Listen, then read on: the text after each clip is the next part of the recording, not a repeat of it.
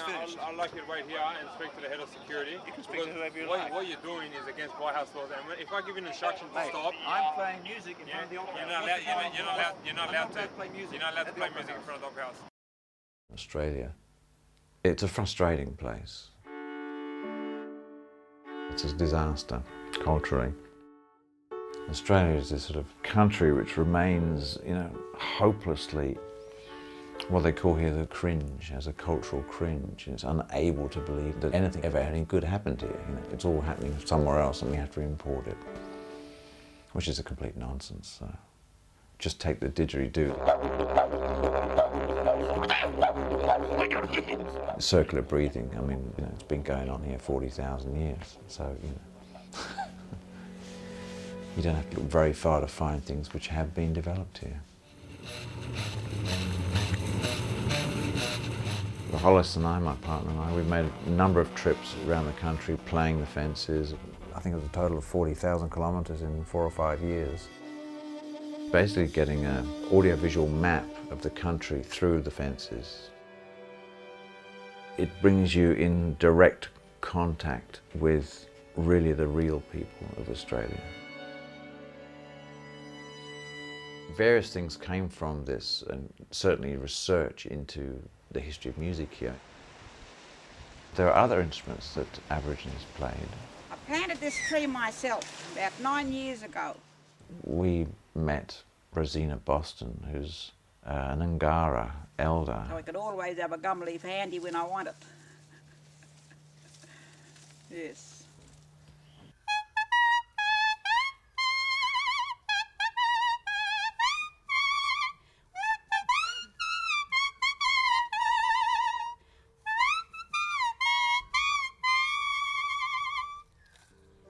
There were hundreds of thousands of pianos in Australia in the 19th century, and they weren't just in Sydney and Melbourne, they were taken all over the country by bullock dray or on the backs of camels. A good friend and colleague Ross Bolter makes a sort of specialist art form out of playing ruined pianos, not prepared pianos, that's somebody else's issue, but pianos which have been basically trashed by the climate or cultural neglect, or a combination of both.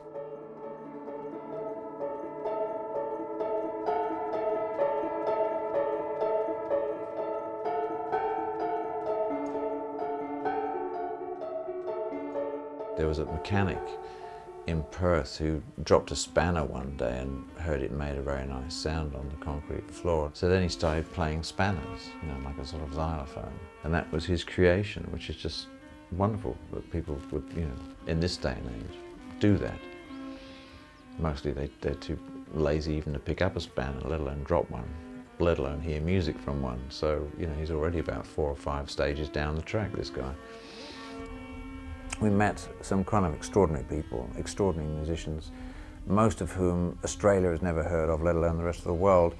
And so I wanted to somehow bring together a good diversity of these musicians under one roof.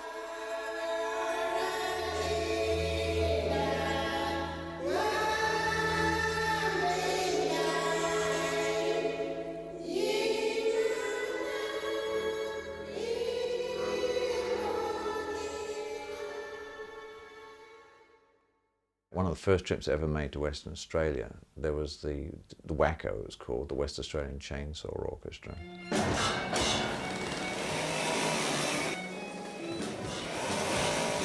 The Chainsaw Orchestra was formed as an ironic demonstration against old growth forest logging. They cut all the trees down to make the fences, and in Australia the trees don't grow back. Anyway, I thought, hell, this is more than just a sort of a demo, this is actually musically very interesting.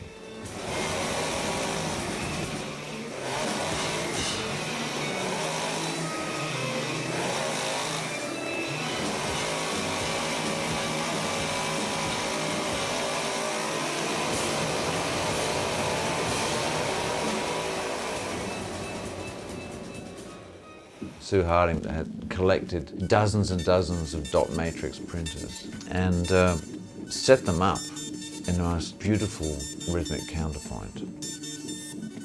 When I printed things with my computer, it actually seemed like music to me.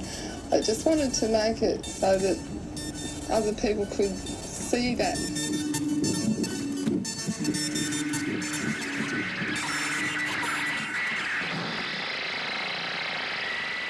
We met Lucas Abella, who specialises in screaming into amplified glass.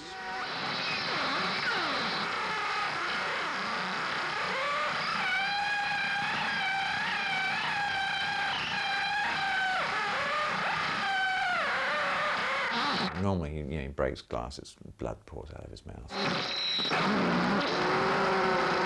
I first met him when he was still a DJ. And he would have, instead of records on his turntables, he had lumps of concrete and metal and glass, and he'd attack them with a samurai sword.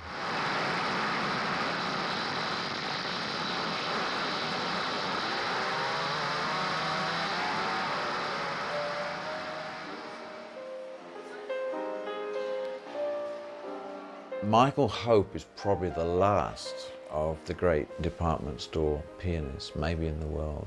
This guy has a staggering repertoire of maybe 3,000 tunes, and cut them up and bridge from one tune to another without any hesitation at all. He basically also fulfills this amazing social function. I mean, people who are desperate, desperately lonely, fucked up people go, retail therapy. And he's there for them.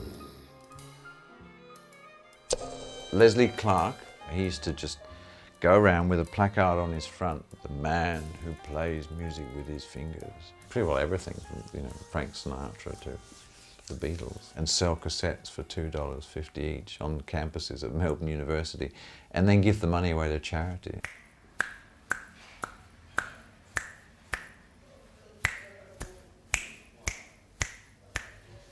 And this was a kind of signalling he'd learned to do with his brother as kids.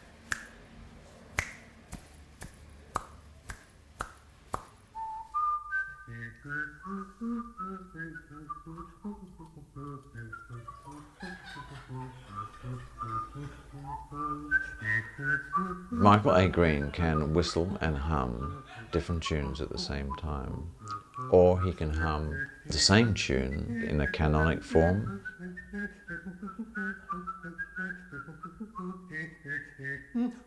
He can, let's say for example, whistle the tune the right way up and he'll hum the tune in an inversion, in other words, in the upside down version.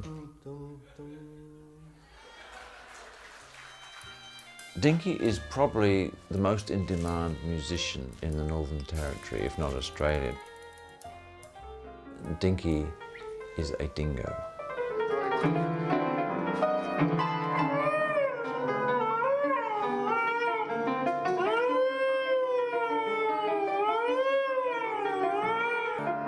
We met John Traeger in a drunken night in Milparinka in the pub. Oh, under the midnight of 25, 75. In Australia, when it comes to auctioneering, this whole oral world, halfway between singing and halfway between speaking, the states are completely different places. They use different vocabulary, they have different styles of auctioneering. There's whip cracking tradition in Australia.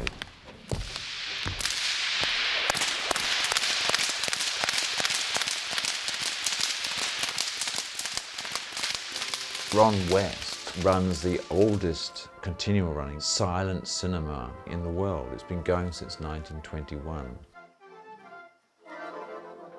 He plays the organ. Also, he's been running the same movie for the last 17 years.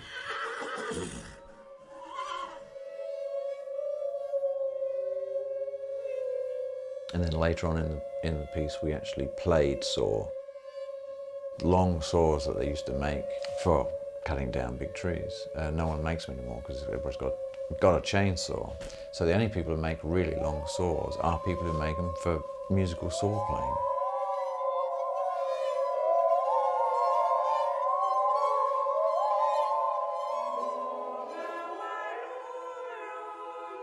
It's worth having a music of location.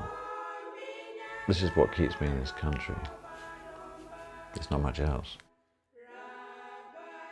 And I'm interested also in the notions of collision cultures.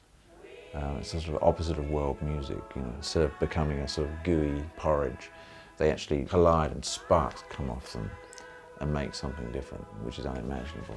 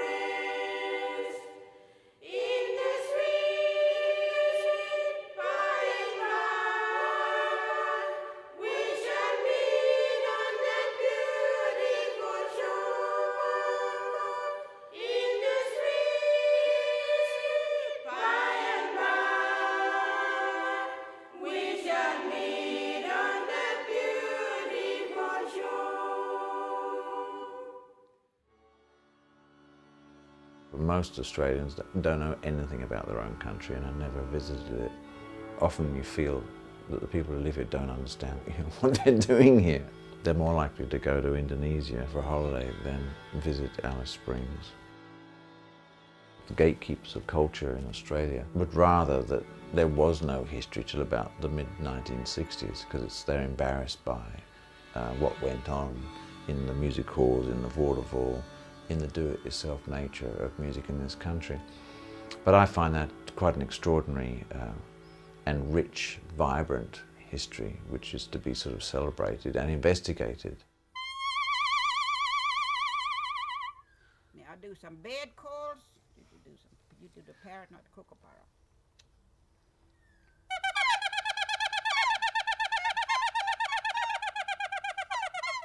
Kookaburra, parrot.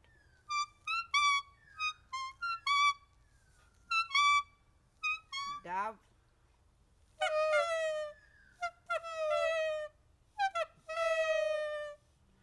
Swan.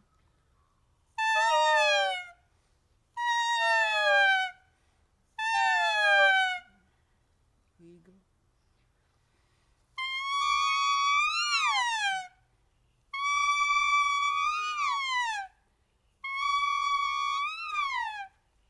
Few of the bed calls.